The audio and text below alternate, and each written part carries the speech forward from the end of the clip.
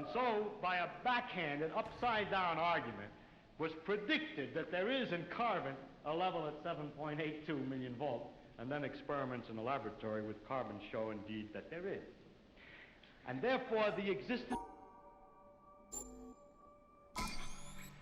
And so, by a backhanded, upside-down argument, was predicted that there is in carbon a level at 7.82 million volts, and then experiments in the laboratory with carbon show indeed that there is. And therefore the existence in the world of all these other elements is very closely related to the fact that there is this particular level in carbon. But the position of this particular level in carbon seems to us, after knowing the physical laws, to be a very complicated accident of 12 complicated particles interacting. So I wish to illustrate by this example that an understanding of the physical laws doesn't give you an understanding in a sense of understanding significance of the world in any way. The details of real experience are very far often from the fundamental laws. There are, in a way of speaking in the world, we have a way of discussing the world which you could call, we discuss it at various hierarchies or levels.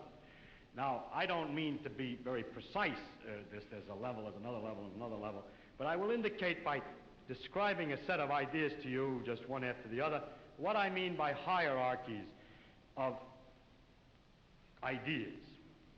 For example, at one end, we have the fundamental laws of physics. Then we invent other terms for concepts which are approximate, who have, we believe, the ultimate explanation in terms of the fundamental laws. For instance, heat. Heat is supposed to be the jiggling, and it's just a word for a hot thing, is just a word for a mass of atoms which are jiggling. For that, fundamentally, we should think of the atoms jiggling.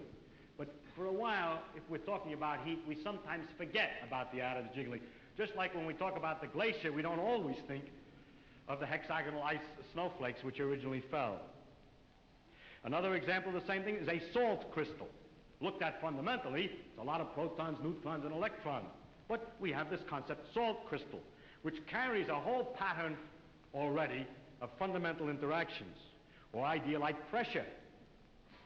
Now, if we go higher up from this, in another level, we have properties of substances like refractive index, how light is bent when it goes through something, or surface tension, the fact that the water tends to pull itself together, is described by a number. I remind you that we have to go through several laws down to find out that it's the pull of the atoms and so on, but we still say surface tension, and don't worry when we're discussing surface tension of the inner workings, always. Sometimes we do, sometimes we don't.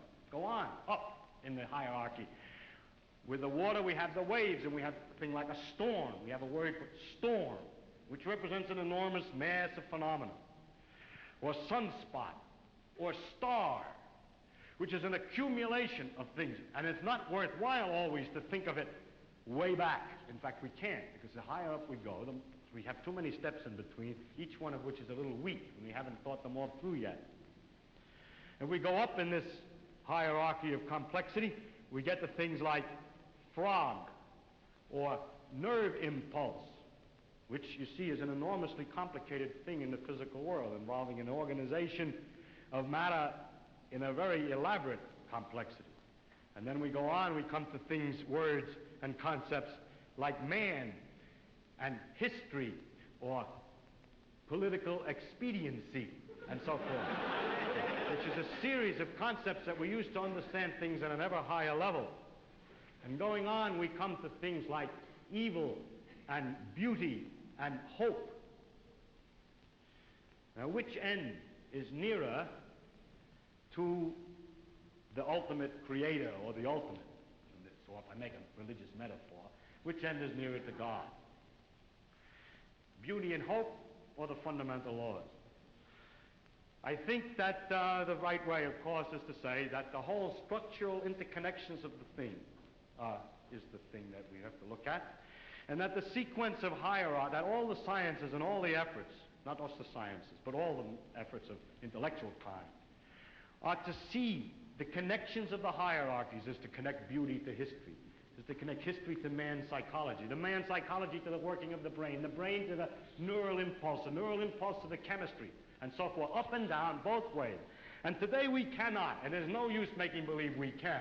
draw carefully a line all the way from one end of this thing to the other. In fact, we've just begun to see that there is this relative hierarchy. And so I don't think either end is nearer to God's. And to stand at either end and to walk out off the end of the pier only, hoping out in that direction is the complete understanding, is a mistake. And to stand with evil and beauty and hope, or to stand with the fundamental laws, hoping that way to get a deep understanding of the whole world, with that aspect alone, is a mistake. And it is not sensible either for the ones who specialize at one end and the ones who specialize at the other end to have such disregard for each other. They don't, actually, but the people say they do. But that actually the great mass of workers in between, connecting one step to another, are improving all the time our understanding of the world, both from working at the ends and working in the middle. And in that way, we are gradually understanding this connection, this tremendous world of interconnecting hierarchies. If you expected science to give all the answers to the wonderful questions about what we are, where we're going, what the meaning of the universe is, and so on, then I think you could easily become disillusioned and then look for some mystic answer to these problems. How a scientist can take a mystic answer, I don't know, because the whole spirit is to understand. Well, never mind that. I don't understand that. But anyhow, if you think of it, though, the way I think of what we're doing is we're exploring. We're trying to find out as much as we can about the world. People say to me, are you looking for the ultimate laws of physics? No, I'm not. I'm just looking to find out more about the world. And if it turns out there is a simple ultimate law that explains everything, so be it. That would be very nice to discover. If it turns out it's like an onion with millions of layers and we're just sick and tired of looking at the layers, then that's the way it is. But whatever way it comes out, its nature is there and she's going to come out the way she is. And therefore, when we go to investigate it, we shouldn't pre-decide what it is we're trying to do except to find out more about it.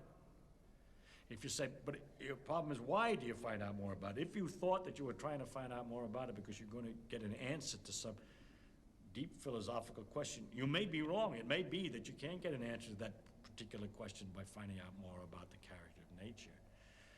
But I don't look at it. My interest in science is to simply find out about the world. And the more I find out, the better it is. I like to find out. There are very remarkable mysteries about the fact that we're able to do so many more things than apparently animals can do, and other questions like that.